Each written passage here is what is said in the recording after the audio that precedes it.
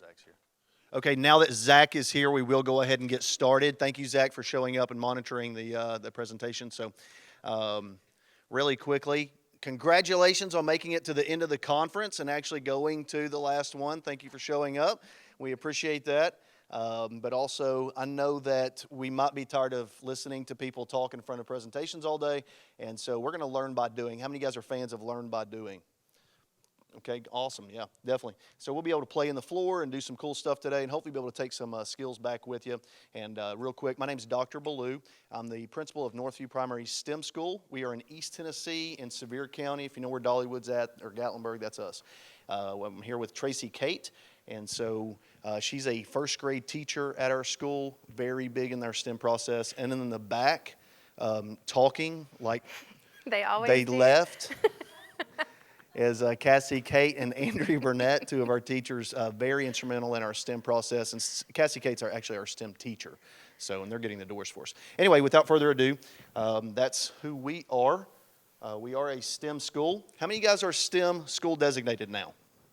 Okay, so now the big question is if Save Prescott South, who's like our first batch of people getting STEM school designated. Now that you're designated, now what, right? What do we do with $35,000? And then also, how do we take it to the next level and really make it bigger? And so that's kind of things that we're looking at. How many guys, first of all, how many guys are admin that are in here? Okay. How many are teachers or librarians, et cetera? Okay, perfect. All right, great. So how many of you guys have a STEM room within your building? Some kind of STEM room? Okay, awesome. Yeah, it's kind of funny. We're seeing like STEM rooms come about even before STEM school designation, which is kind of cool. And then how many of you guys actually have a STEM teacher that's assigned to your school? Okay, and those are coming out more too. Our county, we just got one last year, and now we've got, Cassie, I think, 6 schools in our county have one now. So it's pretty awesome once it starts to take off, and we find funding for that. So basically, we got designated in 2021. We designed a spaceship for a STEM room directly right after that. We got $10,000. Quick story, we tell this every time. So you know those vinyl windows you can see out but you can't see in? You know what I'm talking about? So we're getting that done with all of our windows, trying to make it, it's a 1951 school building. We're trying to do the best we can to make it look as good as we can. And so the guy missed coming out, his worker missed coming out to like design the windows like twice. And then the third time I call and I'm a little bit irate. And so the owner says, I'll come out, right? And so he comes out and we start talking about windows. I was like, I want STEM really big because we just got STEM school designated. We're super proud and we're the first in our county and all this. And he says, STEM, well, that's really cool. I just did some work for Wonderworks. You guys know Wonderworks is the upside down house. So I said, oh, that's really fun, man. Can we talk about windows? So then I'm like getting back on windows and he goes, no, look at these. And so he showed me some of the pictures that I said, that's great, man. You did vinyl for that. That's really cool. And he goes, no, I designed that from the ground up. And I said, hey, let's not talk about windows. Can you come in my office real quick? And then we started designing a spaceship that came from a book study that we had done that summer. And I didn't think that it could happen. Reading the book on the beach, and then 3 days later, Wade Tobin comes out. And turns out he actually does the exhibits for Anarchista, Wonderworks, all these guys. And so we get a custom-made, only people on the planet that have this type of thing that's built into it. If you went to Cassie and Andrea's presentation, you saw everything that spaceship does. It's super cool. We got rockets and all kinds of stuff. So you literally walk in, you feel like you're in a spaceship. Then we got our STEM teacher. We intentionally didn't want to go for a STEM teacher at first. We wanted to see STEM in every classroom before we had a classroom, so that we didn't have teachers that said, STEM happens in that classroom, not in this classroom. So once it became pervasive and ubiquitous throughout our entire school, then Cassie took over the spaceship STEM room. After that, basically, we saw our school grow from a STEM team to a STEM school. And I'm not going to do a show of hands, but a lot of schools we start off, we say we have a STEM school, and it's really like 3 people that do all the STEM stuff, or 5 people that do all the STEM stuff, right? And so we literally did become a STEM school. Every person on our team is plugged in somehow, even if you're in the literacy team of the STEM team. And so how that happened was, and that was also in their presentation too, was they created a mentor program. Now, those of you that are admin, just get this for one quick second. They get a 30-minute planning time. And they said, we will give up our planning time to go in those teachers' classrooms and teach them how to use this stuff during our planning time. I'll go teach their kids, their curriculum, their content with that teacher, side by side. And so then it started to really grow, because then they tore down the barriers of, I can't, or that won't ever work with my kids or my content area. And once they showed them that it could, it started to grow. After that, their mentorship program grew from the classroom to other schools. We actually have a school that's right behind us. And so we started sending, like, Tracy Cates, a first grade teacher. She's teaching like 6th grade. I don't even know what the lesson was on, 6th grade. It was renewable energy, and I didn't know really what that was, so I had to learn what that was. But With I did it. Ozobots. But she's doing it with their content, their kids at an intermediate school, a different school. And we're proud to say that yesterday they received their STEM school designation as well. And so it is growing. So how do you get your school to grow and have a school culture? That's part of it. It's not admin. It's not top down. If you can make it grassroots somehow or inspire some people to take ownership of it, that's when it's going to grow. So we already had in place at the beginning of the year, we have monthly STEM challenges. These are completely voluntary. We have 600 kids.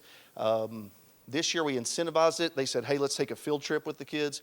And so we just had 87 kids out of 600 that did every single project, which is 8 different projects. And I'm talking like massive projects that they did throughout the school year to go see Ripley's Aquarium and that kind of stuff. So really cool. The next best part of that is that we get the families involved. Some of the judges that come out, they say, oh, well, it looks like the parents helped them on that. And we're like, great, that's awesome. How many times does the parent actually see the kid or not get their face out of their phone, right? And how many times do they actually engage in that learning? Another thing we found was that when the dads are involved, they start to help us out a lot, right? So when we have a STEM challenge, like from a STEM night, and you see the dads in there like elbowing the kids out of the way so they can win, that's the guy that builds our Christmas thing later on in the year, right? And so we started seeing a lot of bonuses from that. We do have STEM nights. We talked about PBLs we have as well. They do 2 a year that are really good. We have STEM in every classroom, resources, et cetera. So that's just kind of what we have that was starting off with. Here you can see the spaceships. Here's the rocket that's in the space room.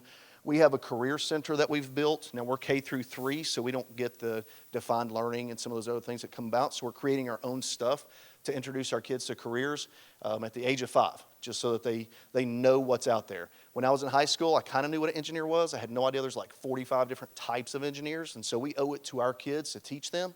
We're also in a rural, poor environment.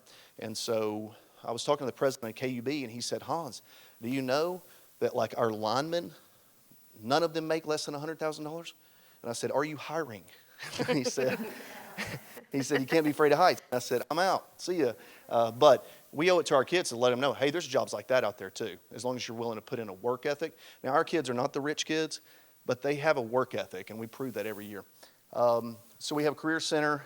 You also see the spaceship over here. That's Dr. Penny Schwinn. Going to miss her. You already see some changes that are coming about with STEM just because she's leaving. But anyway, we got a lot of cool stuff that's in that STEM room, and that's where we kind of started the year out with. And then we started saying, hey, let's get out of the pigeonhole of STEM just being science, technology, engineering, and math, and let's connect it with our heritage, our culture, and our community.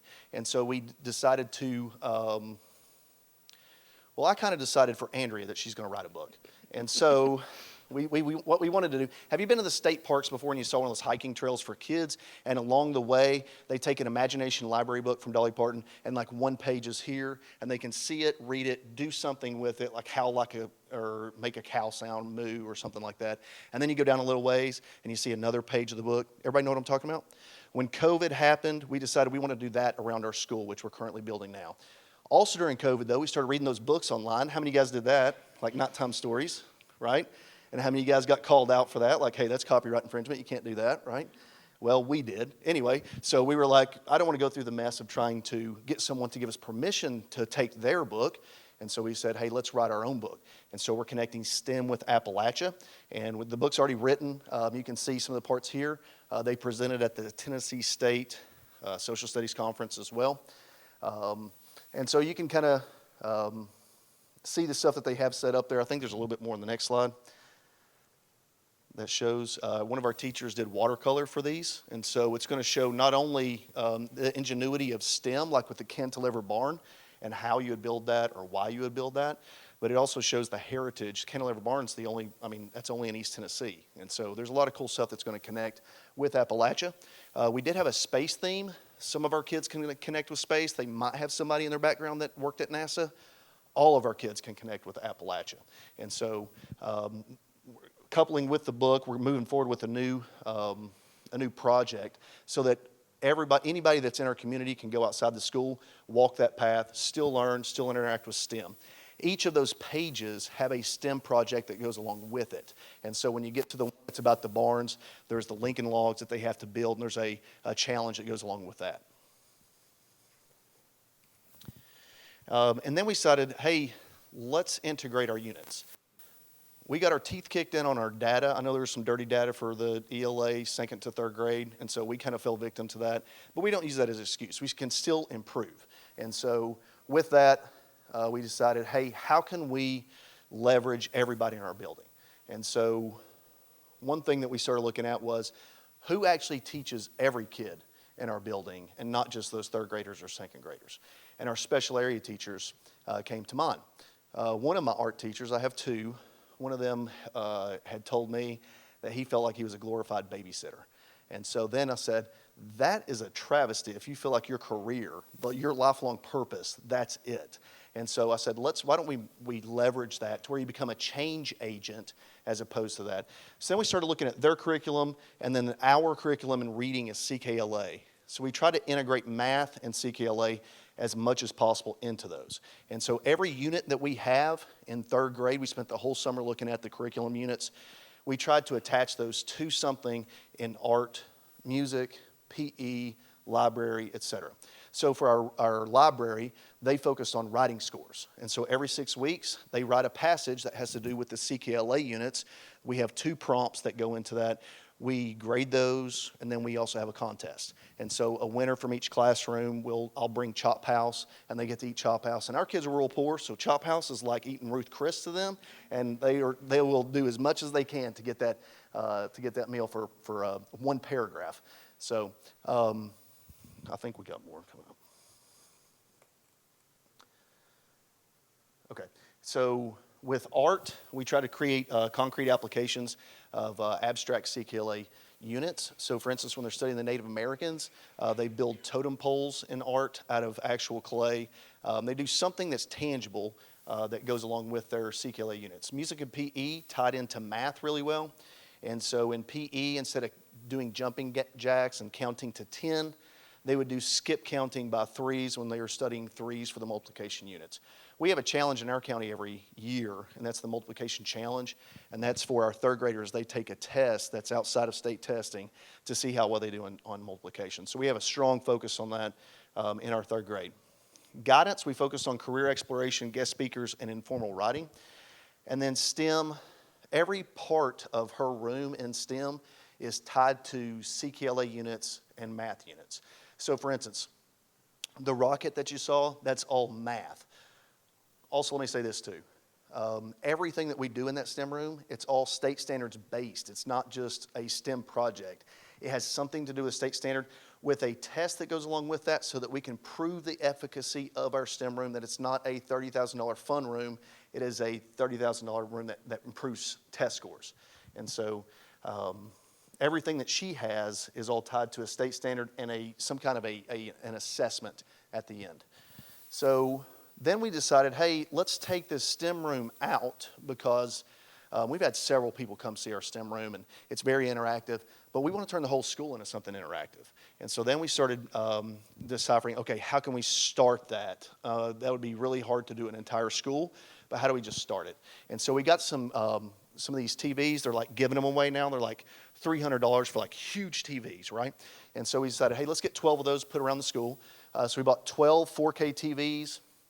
And so we can use those for escape games, amazing race games. We use them for our STEM nights where they can go around and hunt things out, display videos of students teaching state content, etc., and broadcasting club videos, positive messages. Miss Andrea put a bunch of them on there like, you are strong, you are intelligent, etc., so that they get that whenever they walk through the hallways. And then also we're going to make a digital museum that ties into Appalachia and our book eventually.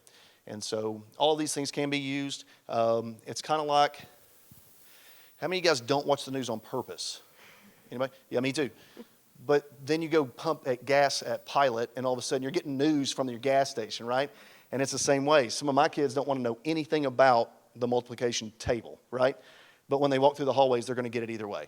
Also, within our videos, in our spaceship, like you push a button and then it goes to a video, right?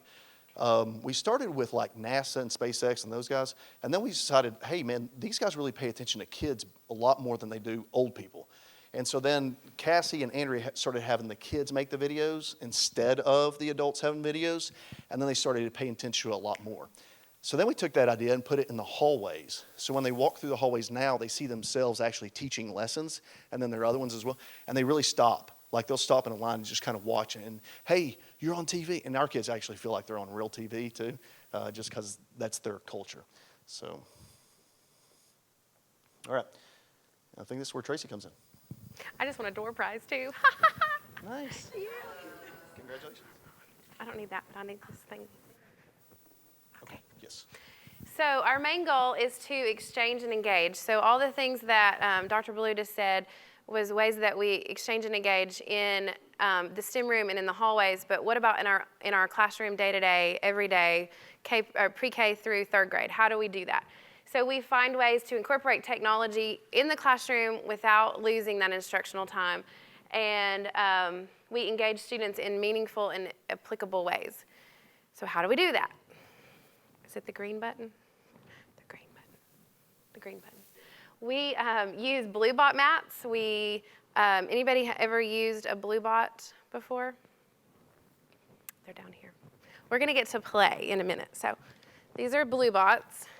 You program the algorithm that you want it to go, and you can use the mats like this, or you can use a big poster board and draw lines and grid it out. You can throw things underneath the mat. You can tape content to it and have them drive it to different things. You all are going to get to play with that in a little bit.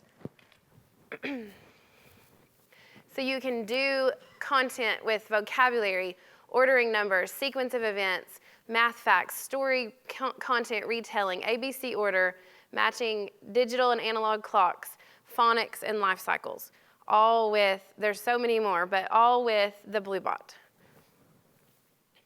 And then we have Ozobots, which follow the code of the marker. You can use any marker. You can find the materials that you need on Ozobot Classroom. It's a free account. You just have to create an account. And then there is unlimited lessons that you can find, print, free for you. In Ozobots in our classrooms, we use that with life cycles, phonics, ordering numbers, ordering events, math facts, story retells, concept patterns. So it's classroom.ozobot.com, and that is where you make an account and you find free resources for using Ozobots. Has anyone ever used an Ozobot? Okay. And then we bought Sphero Indy cars, and every teacher in our building has a Sphero Indy car, and you can use it with computational thinking without the need for a screen, and so you are making a path for the car to run. And so you create a path for the car to run, and you can review skills like sequencing.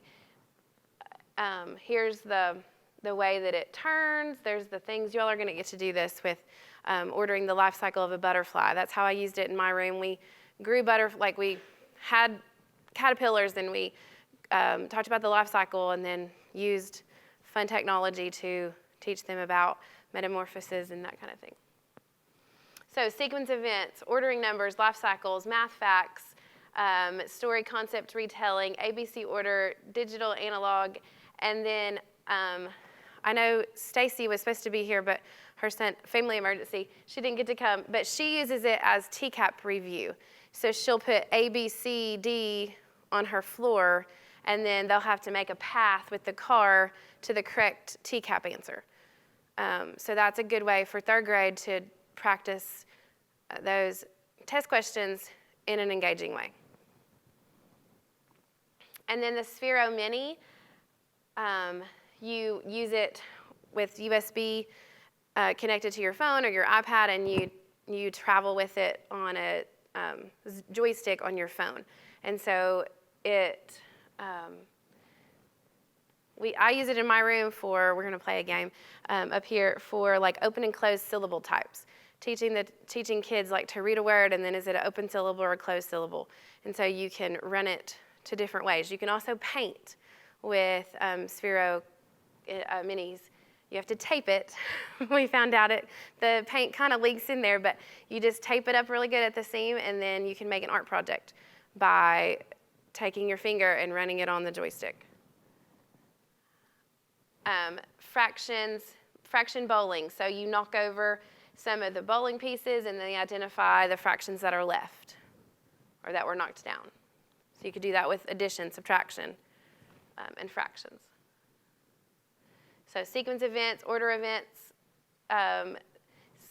life cycles, vocabulary, fractions, math facts, digital, analog, clocks, art class painting, test review questions. So a lot of things are used for the same things. So like when you get a good establishment on your computer science materials, you can just have them set up in your room and it's just like an easy grab and go. And it's so much better than just, let's do this worksheet. You can turn any worksheet into a computer science. All right, now it's our turn to play. So we have, my brain's gone. We have blue bots up here that you can do fractions. We have the Sphero Mini up here if you want to see if you can tell the difference between an open and closed syllable. And then life cycles with the Sphero IndyCar. And then what were you doing, Andrea, with the blue bots? The Ozo. We're doing commutative property. Commutative property with Ozo bots.